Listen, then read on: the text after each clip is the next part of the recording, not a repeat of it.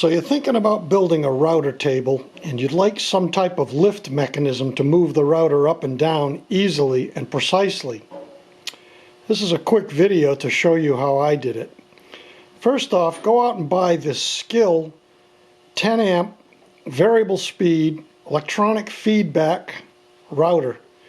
I paid $88 for it at Amazon, but it's also $88 at Lowe's, and it's $99 in a couple of other places, so it's under $100. It's a pretty good router.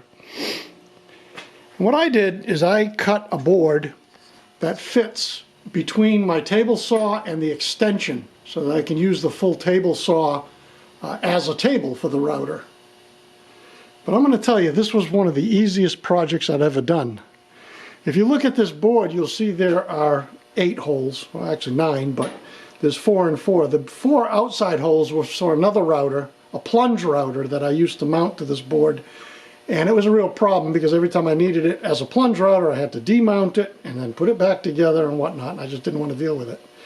The other 4 holes inboard are the ones that are now holding the Skil router. So the first thing I did was remove the plastic base off the Skil router and mounted it to the board. But the easiest part of this whole thing was the lift mechanism. On the side of this router is a threaded rod, and this threaded rod would normally be turned here to raise and lower the router for whatever type of work you're doing. The interesting thing is this rod over at the end over here is actually a hex, like they were ready for this whole conversion. So the only thing I had to do was mount the router to the board, locate this hole, which I did by removing the little C-clip that's back here, slide this rod out. I stuck a rod through the hole, hit it with a hammer, so I had a spot, drilled that hole out. And the beauty of this thing is you simply unlock the router and you simply insert this little wrench thing that I built, and you turn it and the router goes up and down. It's as easy as that. Nothing to it. Once you get it set to where you want, you simply lock it. Now this router also has what's called fine and coarse adjustments. If you push this little button in over here, you can actually slide the router in and out. You can take the router out in about a half a second to change the bits and whatnot. So there's my my little homemade router table, and I'm going to tell you, this thing works slick.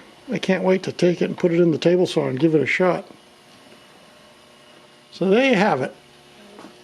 Took maybe a half hour to do this whole thing. That's how easy it was. A 10 amp variable speed. And by the way, this router does not have a trigger switch, which, you know, you'd have to put a wire tie on it or something to hold it. It actually has an on-off switch. So on my table saw, I just mounted an outlet that I can plug into with a switch, and I can turn the router on and off. Router comes complete with dust collection, which is a nice feature. You just plug your vacuum right on there and collect all the dust. That's it. That's my lift mechanism for a router that takes about 30 minutes to do. Hope you enjoyed the video.